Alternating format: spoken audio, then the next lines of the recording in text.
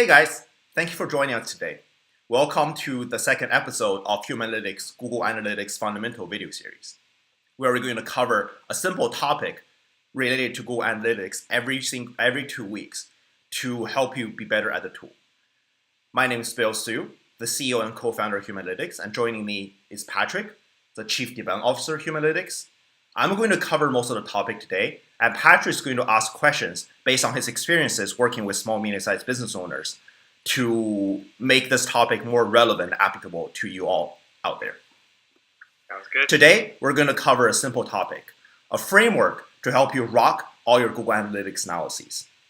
Before we dig into the topic of a Google Analytics framework, let's first begin by talking about why a framework is important in the first place. So simply put, a framework is a step-by-step action plan to help you tackle complex problems, whether that's Google Analytics or anything else. It's just like when you are shopping in IKEA or any of the assemble furniture stores, you'll get an instruction guide as you're assembling the furniture to help you, it's a step-by-step guide to help you understand how to assemble the furniture together so you can get the most benefit of your furniture. In fact, like in case of furniture, you cannot get anything less because you don't want a desk with only 3 legs. Same thing occurs and happens for Google Analytics. It's a very complex tool, and it's probably one of the most complex tools offered by Google. And you can get a lot of benefits from it. You can analyze the effectiveness of your AdWords campaign, your Facebook campaign, understand your core audiences, and even choose which page to optimize on your website. However, for most small, medium-sized business owners without any analytical expertise, it is extremely hard to do any of the things I said before. Because just like assembling a desk in IKEA, unless you have an instruction guide, you don't really know what to do any of these. And those are usually multi-weeks or multi-month efforts that unless you have something like instruction guide, you can't really assemble them together just based on your intuitions. And unfortunately, Google Analytics does not offer you an instruction guide. They only offer you the data. That's why today, we're going to provide you with a simple framework, a simple instruction guide to help you get the most of your Google Analytics account and do a lot of the things that I have explained above that Google Analytics is able to help you accomplish. So it seems like there are kind of educational guides and lessons for Google Analytics. What do you think is holding small businesses back despite the resources that are already out there? It is exactly this concept of lack of framework. So if you look at all the instruction and educational guides out there, they're covering one specific topic and one specific area of Google Analytics. But what you really need is a consistent workflow that probably you just are going to do 1 or 2 hours every day, but for 2 or 3 months to improve like one specific area of your digital experience or web experience. And there's not really a lot of guides out there to help you do that. Besides, if you are really interested in learning more about this kind of topic and frameworks, I would recommend you to read, I'm pretty sure the topic's Web Analytics 2.0. It's a book by the founder of Occam's Razor, which is a popular blog. And he covers a lot of very professional and very good workflows on his blog and his book. So that's the only thing that really shows you like a good workflow or framework on Google Analytics. So now let's move on to the topic of the simple Google Analytics framework we're going to present to you today. By the way, it's nothing new. It's not something that is groundbreaking that we came up with. It's something that it's actually a standard workflow and framework used by Google Analytics agencies and digital marketing agencies all over the world. What we call here, you might see variation of this, is analyze, act, and monitor framework. So once again, this borrows heavily from what people are using in the industry right now.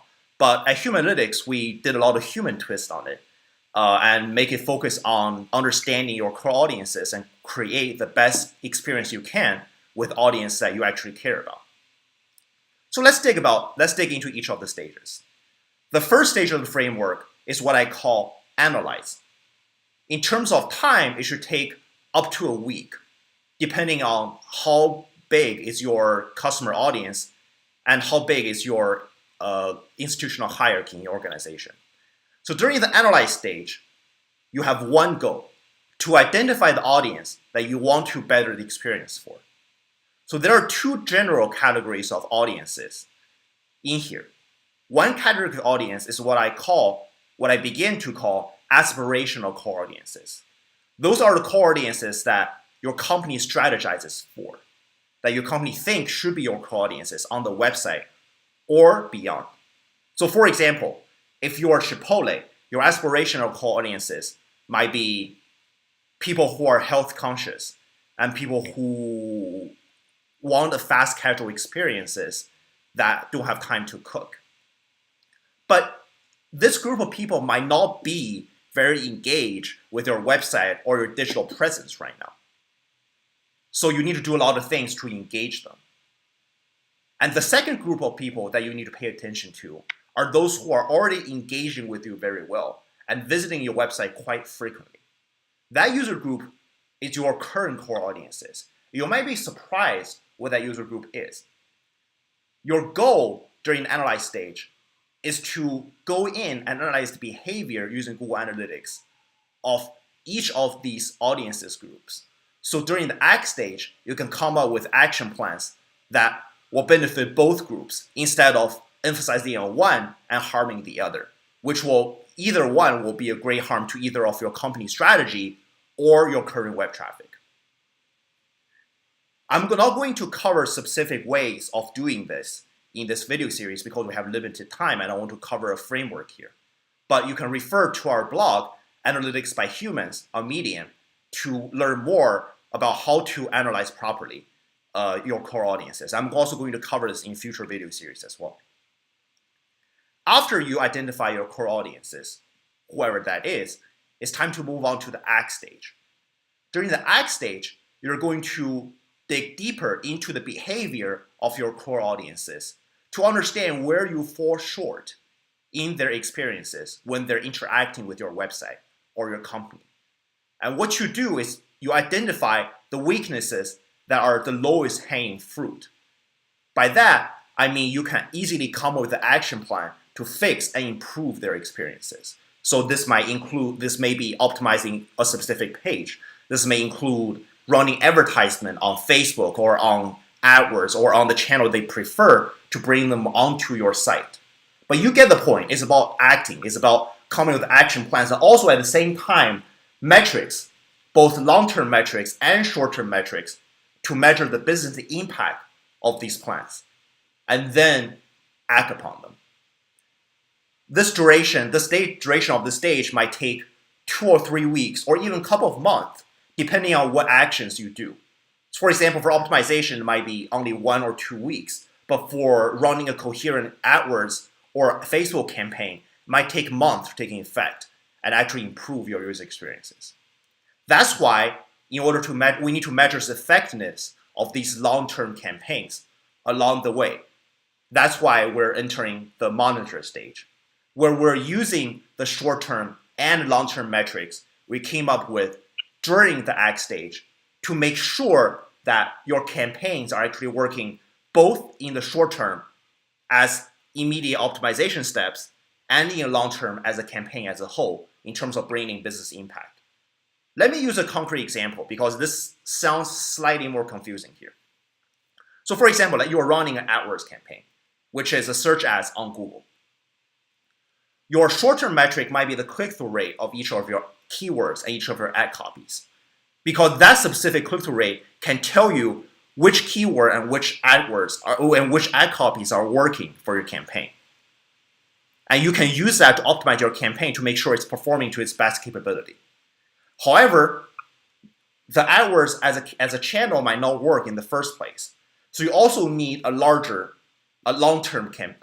metric. For example, it might be the change in traffic if your goal is to bring in more traffic for 3 months when you're running the AdWords campaign. That can help you measure whether AdWords is a viable and good channel in the first place. So Bill, on that point, what if I'm running an AdWords campaign and in the short term, like let's say in the last 2 weeks, it's not really having the desired effect on my website traffic? What should I do then? So I actually have an emphasis on long-termness because a lot of time for, especially for AdWords and Facebook, it takes, due to the volatility of caused by seasonality and caused by the time to reach your initial audience and gain momentum in the first place. Sometimes a couple of weeks, like 3 weeks, might not even be enough to fully engage and attract your audiences. And especially, that's why I encourage you to not spend too much money on AdWords just upfront. It's more about consistency. It's more about reaching this audience and continuously bombard them consistently throughout a couple of months or even a couple of years to make, and eventually, maybe after a couple of months, a couple of years, they will come and engage, and the channel might actually be effective. So this is actually a mistake I see from a lot of business owners where they will run AdWords for 2 or 3 weeks and be like, hey, it's really not that effective. But it actually will be after a couple of weeks. You just need to wait and be patient. So at what point do you decide, okay, this is the right channel for me, or this is the wrong channel? So I usually like to say actually at least a month.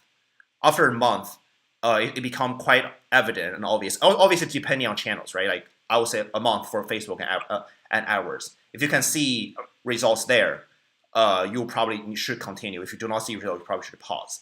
For something like content marketing, writing contents, probably half a year, like or around a year. That's really how long it takes for content to take off. That's why it's important to keep monitoring short-term metrics as well to optimize internally within that specific channel. Got it. All right, I think that's enough time we spent today to cover the simple framework to help us rock Google Analytics. And once again, you can read more about this topic our Medium post, Analytics for Human. We're also going to share this on Medium, this video, and also the notes I have for this video. Hope this framework that we introduced today, even though no matter how simple it is, can help provide you with some clarity on how to use Google Analytics to optimize your digital user experience. And in the next few sessions, we're going to focus on the analyze portion of this entire framework to show you how to do the things such as identify your core audiences, understanding where they're coming from, and understand how they specifically interact with your website. But until then, I will see you next time. Please feel free to shoot me any emails regarding any questions you might have about this specific video series. Thank you so much. Thanks, Thank Phil. you, Patrick.